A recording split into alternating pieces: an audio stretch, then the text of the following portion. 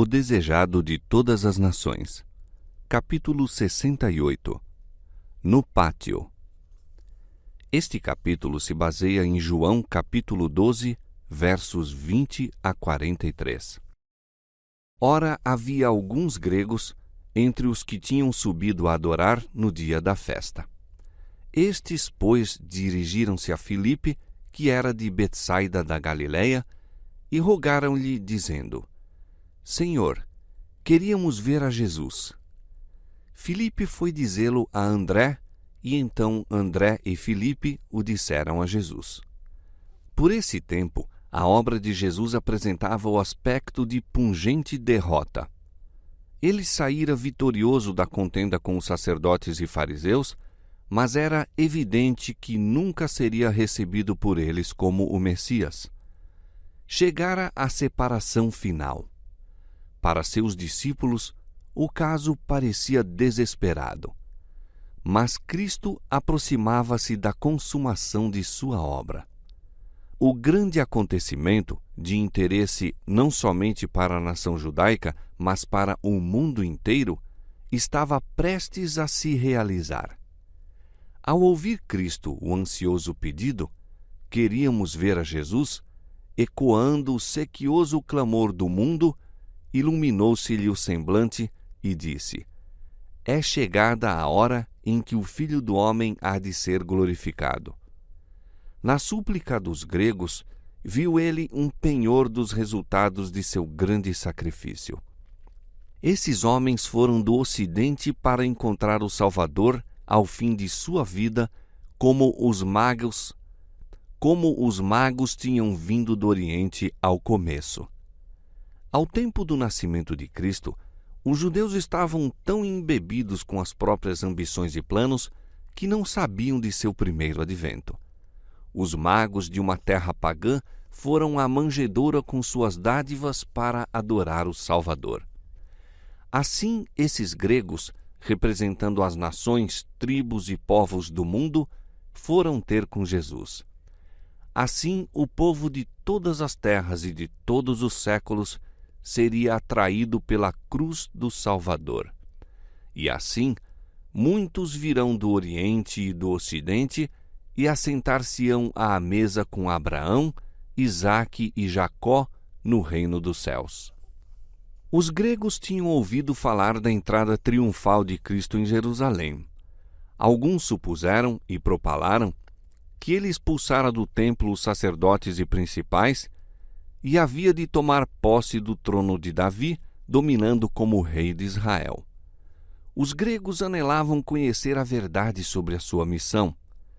Queríamos ver a Jesus, disseram eles. Seu desejo foi satisfeito. Ao receber a petição, achava-se Jesus naquela parte interna do templo da qual eram excluídos todos os que não fossem judeus, mas saiu ao pátio para receber os gregos e teve com eles uma entrevista em pessoa. Chegara a hora da glorificação de Cristo. Ele se achava à sombra da cruz e o pedido dos gregos mostrou-lhe que o sacrifício que estava para fazer traria muitos filhos e filhas a Deus. Sabia que os gregos o haviam de ver em breve numa posição que mal sonhavam agora. Vê-lo-iam colocado ao lado de Barrabás, ladrão e assassino, cuja liberdade seria preferida à do Filho de Deus. Ouviriam o povo, inspirado pelos sacerdotes e principais, fazer sua escolha. E à pergunta: que farei então de Jesus, chamado Cristo? A resposta dada: seja crucificado. Viu nesses estrangeiros as primícias de uma grande colheita, quando a parede divisória entre judeus e gentios fosse derribada e todas as nações, línguas e povos ouvissem a mensagem de salvação. A antecipação desse fato, a consumação de suas esperanças, acham-se expressas nas palavras: é chegada a hora em que o Filho do Homem há de ser glorificado. O caminho pelo qual essa glorificação se havia de operar, porém, não estava nunca ausente do Espírito de Cristo. A reunião dos gentios devia seguir sua morte próxima. Unicamente por sua morte podia o mundo ser salvo. Como um grão de trigo, o Filho do Homem devia ser deitado no solo e morrer e ser enterrado fora das vistas, mas havia de viver outra vez. Cristo apresentou seu futuro ilustrando-o com coisas da natureza para que os discípulos compreendessem. O verdadeiro resultado de sua missão havia de ser atingido por sua morte. Na verdade vos digo que se o grão de trigo caindo na terra não morrer, fica ele só. Mas se morrer, dá muito fruto. Quando o grão de trigo cai no solo e morre, germina e dá fruto. Assim, a morte de Cristo daria em resultado frutos para o reino de Deus. Em harmonia com a lei do reino vegetal, a vida havia de ser o resultado de sua morte. Os que lavram o solo têm sempre diante de si essa ilustração. De ano para ano conserva o seu abastecimento de cereais, por assim dizer, atirando fora a melhor parte. Por algum tempo deve ela estar oculta na cova, sendo cuidada pelo Senhor. Então, aparece a haste, depois a espiga e depois o grão na mesma. Mas esse desenvolvimento não pode ter lugar a menos que o grão seja enterrado fora das vistas, oculto e, segundo todas as aparências, perdido. A semente enterrada no solo produz fruto e esse é, por sua vez, plantado. Assim se multiplica a messe. Da mesma maneira, a morte de Cristo na cruz do Calvário produzirá fruto para a vida eterna. A contemplação desse sacrifício será a glória dos que, como fruto do mesmo, viverão através dos séculos eternos. O grão de trigo que conserva a própria vida não produz frutos. Permanece sozinho. Cristo poderia, se preferisse, salvar-se da morte, mas fizesse-o e permaneceria só. Não poderia levar filhos e filhas a Deus. Unicamente entregando a própria vida, podia ele comunicar vida à humanidade. Só caindo no solo para morrer, se poderia tornar a semente daquela vasta colheita a grande multidão redimida para Deus dentre toda a nação e tribo e língua e povo. A esta verdade liga Cristo a lição de sacrifício que todos devem aprender. Quem ama a sua vida, perdê-la-á, e quem neste mundo aborrece a sua vida, guardá-la-á para a vida eterna. Todos quantos desejam produzir frutos como coobreiros de Cristo, devem cair primeiro no solo e morrer. A vida deve ser lançada na cova da necessidade do mundo. O amor próprio, o próprio interesse devem perecer. E a lei do sacrifício é a lei da conservação da vida. O lavrador conserva seus cereais lançando-os fora, por assim dizer. O mesmo quanto à vida humana. Dar é viver.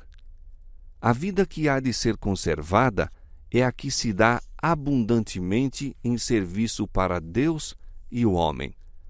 Aqueles que sacrificam a existência por amor de Cristo neste mundo, conservá-la-ão para a vida eterna.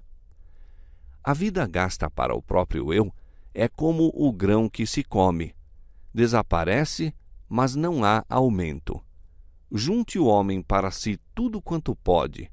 Viva, pense e faça planos para o próprio proveito. Sua vida passará, no entanto, e ele nada terá. A lei do serviço do próprio eu é a lei da destruição de si mesmo. Se alguém me serve, disse Jesus, siga-me e onde eu estiver, ali estará também o meu servo. E se alguém me servir, meu Pai o honrará. Todos quantos carregam com Cristo a cruz do sacrifício, partilharão com ele de sua glória. A alegria de Cristo, em sua humilhação e dor, era que seus discípulos fossem glorificados com ele. Eles são o fruto de seu sacrifício, a formação neles de seu próprio caráter e espírito, eis sua recompensa, e será por toda a eternidade a sua alegria.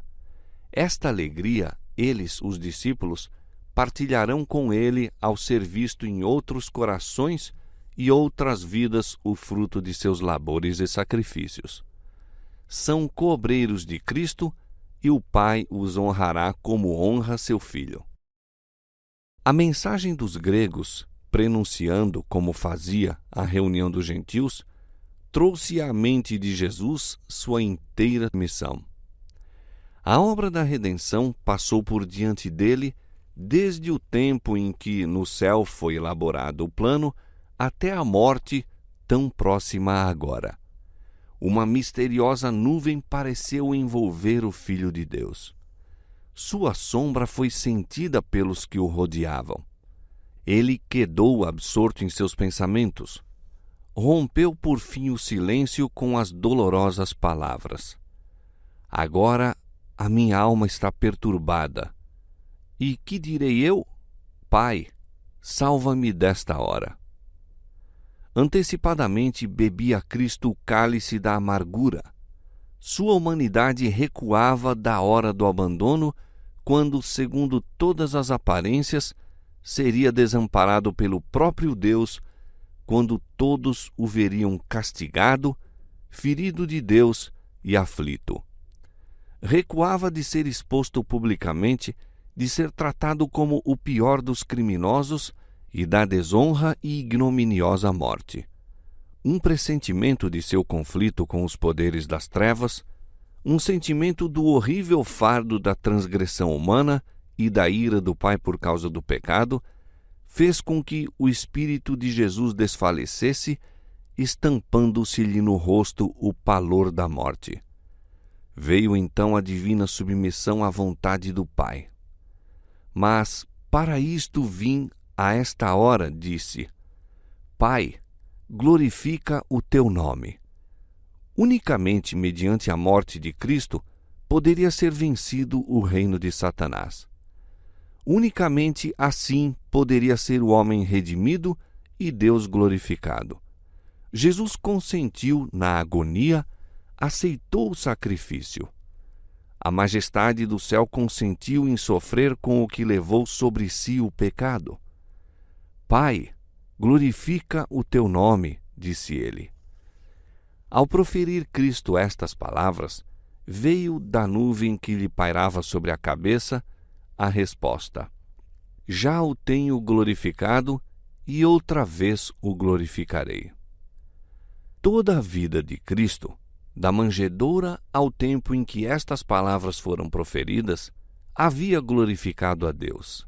E na provação que se avizinhava, seus sofrimentos divino-humanos haviam de, na verdade, glorificar o nome de seu Pai. Ao ser ouvida a voz, um clarão irrompeu da nuvem, circundando a Cristo, como se os braços do poder infinito se atirassem em torno dele, qual muralha de fogo. Com espanto e terror, contemplou o povo esta cena.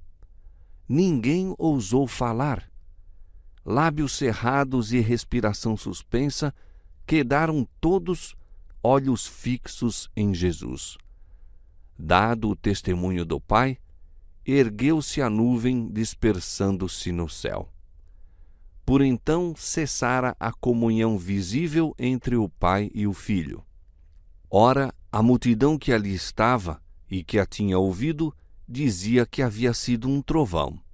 Outros diziam: um anjo lhe falou. Mas os indagadores gregos viram a nuvem, ouviram a voz, compreenderam-lhe o sentido e discerniram na verdade a Cristo. Foi-lhes revelado como o enviado de Deus.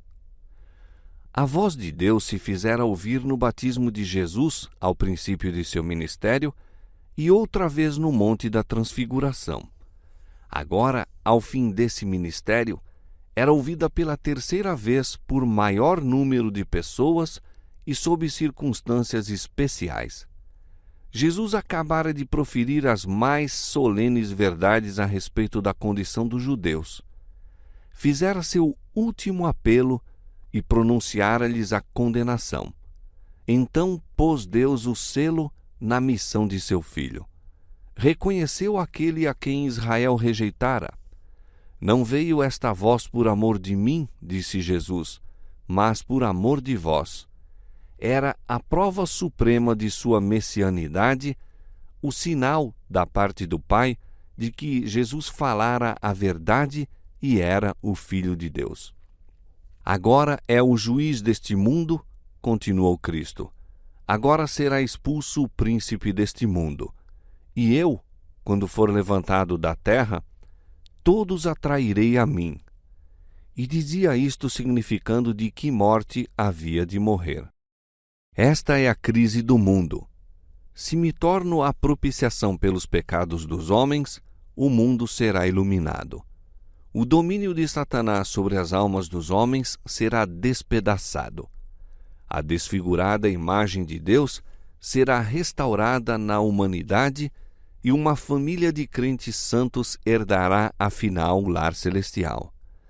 Este é o resultado da morte de Cristo. O Salvador perde-se na contemplação da cena de triunfo ante ele evocada. A cruz, a cruel e ignominiosa cruz, com todos os horrores que a cercam, ele a vê resplendente de glória.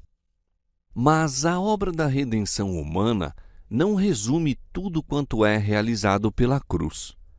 O amor de Deus manifesta-se ao universo. São refutadas as acusações que Satanás fez contra Deus. O príncipe deste mundo é expulso. É para sempre removida a mancha que ele atirou sobre o céu.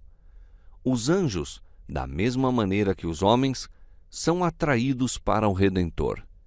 E eu, quando for levantado da terra, disse, todos atrairei a mim. Muita gente estava aglomerada em volta de Cristo ao proferir ele estas palavras, e um disse, nós temos ouvido da lei que o Cristo permanece para sempre. E como dizes tu que convém que o Filho do Homem seja levantado? Quem é esse Filho do Homem? Disse-lhe, pois, Jesus, a luz ainda está convosco por um pouco de tempo. Andai enquanto tendes luz, para que as trevas vos não apanhem. Pois quem anda nas trevas não sabe para onde vai. Enquanto tendes luz, crede na luz, para que sejais filhos da luz. E ainda que tinha feito tantos sinais diante deles, não criam nele. Eles perguntaram uma vez ao Salvador, que sinal, pois, fazes tu, para que o vejamos e creiamos em ti? Inúmeros sinais haviam sido dados, mas eles fecharam os olhos e endureceram o coração. Agora que o próprio Pai falara, e não podiam mais pedir sinais, recusaram ainda crer. Apesar de tudo, até muitos dos principais creram nele, mas não o confessaram por causa dos fariseus, para não serem expulsos da sinagoga. Amavam mais o louvor dos homens do que a aprovação de Deus. Para se livrarem de censura e vergonha, negaram a Cristo e rejeitaram a oferta da vida eterna. E quantos, através de todos os séculos, têm feito assim? A estes se aplicam todas as palavras de advertência dadas por Cristo. Quem ama a sua vida, perdê-la-á.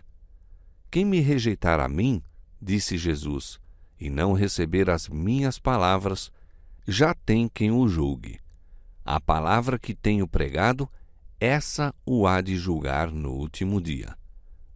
Ai dos que não conheceram o tempo de sua visitação. Lenta e dolorosamente, deixou Cristo para sempre os limites do templo.